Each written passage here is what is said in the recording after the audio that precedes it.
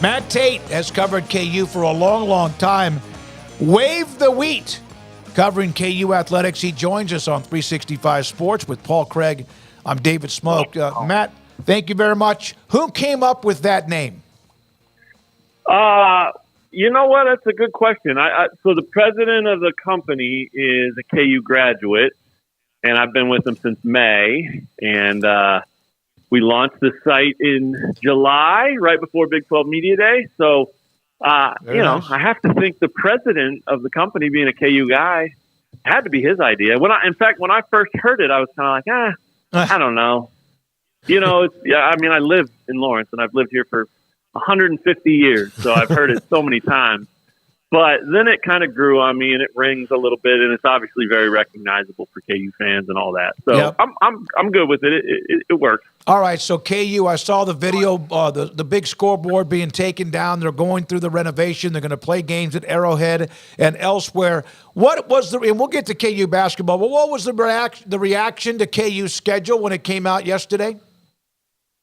Oh, my goodness. I think that, from the fan perspective, at least what I was able to observe and see from people, and even talking to people, they're psyched, man. I mean, there's a sincere feeling that they can win every one of those games. And I don't think they're wrong. I mean, if you would have given me that schedule right now and said, what about this 23 team? How would they have fared?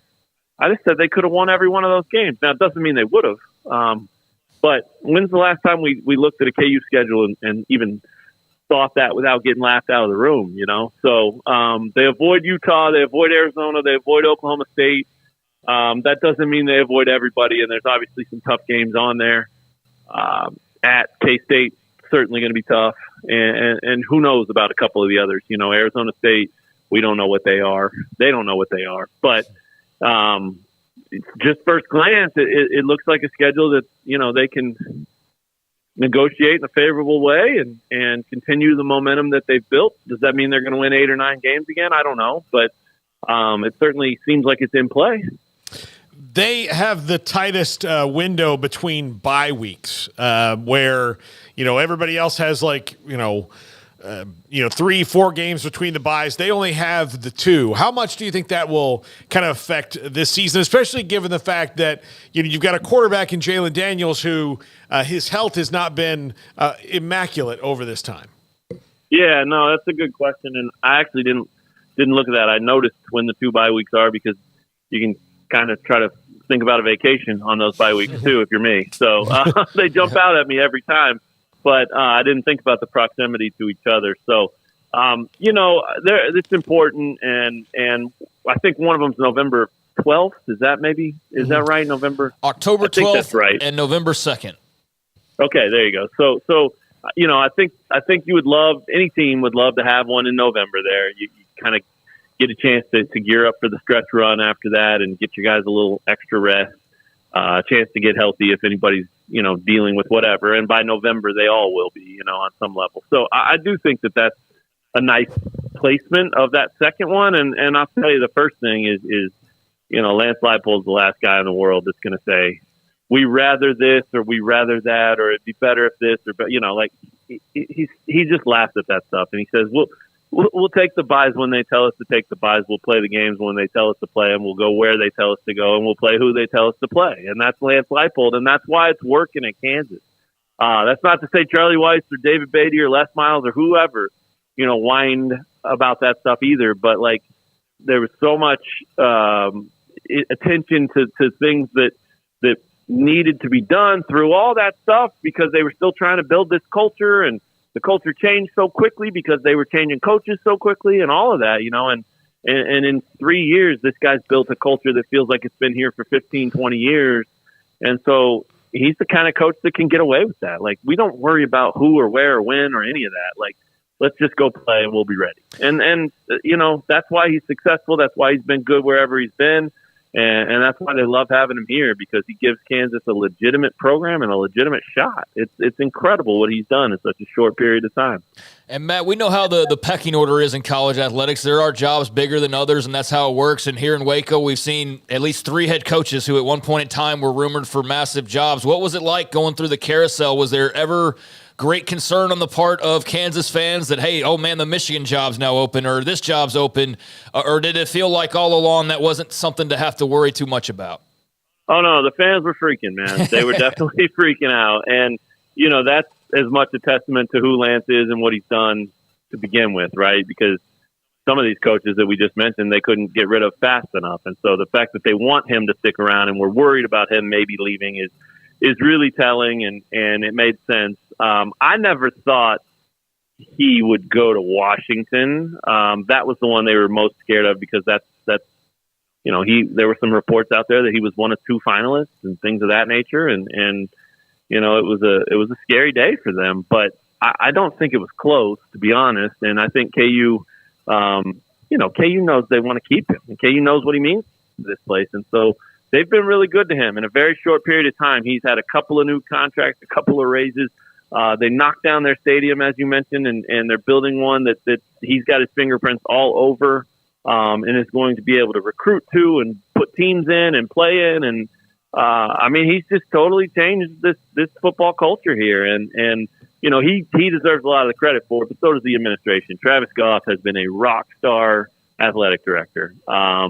Again, KU graduate, so it means something to him, and he understands it. He's followed it more than just when he got the job, you know. So that's been very helpful and very, very beneficial. But he's a really good AD, and he's built not just a culture in the football program that's changed, but that whole athletic department is aligned, and you know, they're having some of their most success in programs across the board since his arrival, and they fuel each other. You know, even the women's golf coach says, you know, I look at what Lance and the football program are doing, and I use that as an opportunity to push my girls. I mean, that's women's golf, man. Like, it's really cool what they've got going there. So, getting back to your question though, yeah, people were freaked out about the Washington thing for sure. But I think the important part of that was they realized that, okay, you know, Washington came first. We survived it. We dodged a bullet. And then everything that happened after the fact there, like the strong commitment from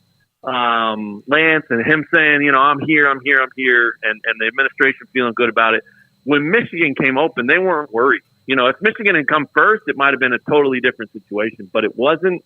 And so, you know, number one, they felt good about his commitment and all of that. Number two, that one went so fast with them promoting their guy from within that there wasn't really time for KU fans to get back on the panic train, you know. So I think it helped, but boy, it's been a couple of years. I mean, last year Wisconsin and Nebraska were open, and people who know Lance would say that those were the top 2 jobs on his list, you know, 5 years ago.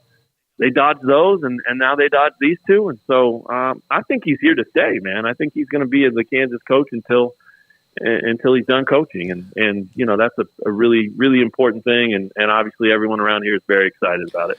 All right, let's get to the KU basketball team that's having their worst season in 2,500 years. We have somebody who's a part of our show who has a very close person that's a KU fan, and it's getting to the point where she's almost has to be kept from sharp objects, questioning Bill Self's future, not happy, thinks there's a change needed. But it has been difficult. They haven't had this kind of a rocky, although even last year, I think it's when maybe a year or 2 ago, they started off, he said, listen, this is a marathon. And they usually are the one that wins at the end of the marathon, although Baylor had their run and a couple of others over the years. What is missing from them, in your opinion, Matt, at this particular time? Yeah, well, you know, there's no question. And look, they lost 3 in a row last year at one point and still had a pretty good finish and a pretty good season. So, you know, that hopefully can remind people that it can be okay even after a rough stretch. But they've lost 3 or 4 on the road. I think the panic comes from the fact that 2 of those were at West Virginia, who had a losing record at the time, and at Central Florida that nobody thought was any good. And turns out they're pretty good. So, you know, no panic there, but those aren't games that Kansas expected to lose. So, it's all relative. I think that's fair to remember. 17-4 is a pretty good record, but you're also right. This is a flawed team and it's not perfect. And there's a lot of problems that they still have to address before they become the kind of team that they think, is acceptable around here, the standard, so to speak. And the biggest thing there is the bench. I mean, they're getting next to nothing out of their bench. And part of that's guys in a funk, part of that's guys that are freshmen, part of that's guys that are still trying to figure it out on both ends. And part of that's the portal. You get new guys that come in and they're expected to play the Bill Self basketball way and defense like they play at Kansas, and they get about 6 months to figure that out, and they're expected to do it at a high level after that 6 months. I mean, that's easier said than done for sure. So I think it remains a work in progress. They're showing some signs. There's some hope on that bench. They've got a couple of really talented dudes sitting there. There's a really good shooter that transferred in from Towson that everybody in the country wanted and Kansas got, and I think he's shooting in the 20s right now. I mean, there's his percentage is awful. He's in a funk. He just can't get shots to fall. But if, and it's a big if, but if he can figure it out February and March, then, that'll be a big lift. And if some of those young guys can take that next step too and feel more comfortable and start to play Kansas basketball, the bench will show up, the depth will be there. But if that doesn't show up, you're putting 35 to 38 minutes a night on the starting five. And even though that starting five is as good as any team in the country, that's a lot to ask of any team and any player. And over time, those kind of minutes and that kind of workload can certainly wear you down, and really not just physically, but mentally, emotionally, all of that stuff too. You can be exhausted by that. So they've got to get some bench production. They've got to get some help, and they've got to get guys that show Self that he can trust them. Otherwise, it's going to be ride with the five starters and see how far they take you. All right, Matt, my first trip to the Fog is this weekend. I'll be sitting in the stands with the crazies, and by that I mean my wife and my brother-in-law. But they've told me all this, but from your perspective, what do I need to be ready for? You need to be ready for okay, so when are you getting in? We're getting in Thursday. So it'll be Thursday, Friday, and then yeah. Perfect. Yeah. Okay. So the game is 3:00. Am I right? Yeah, 3:00 tip off. So, I mean, honestly, man, you should get there as early as noon.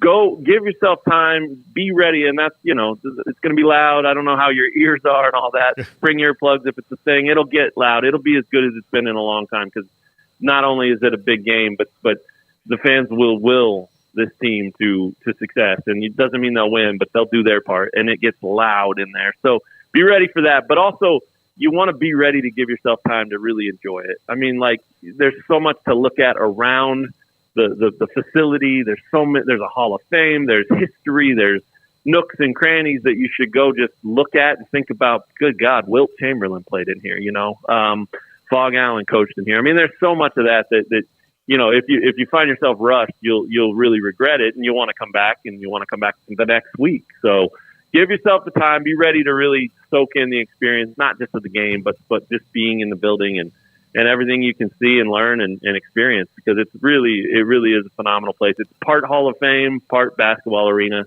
and you get enjoyment out of both of those when you go. Thank you, Matt. Appreciate it. Matt Tait, Wave the Wheat, covers KU athletics. Paul will be there to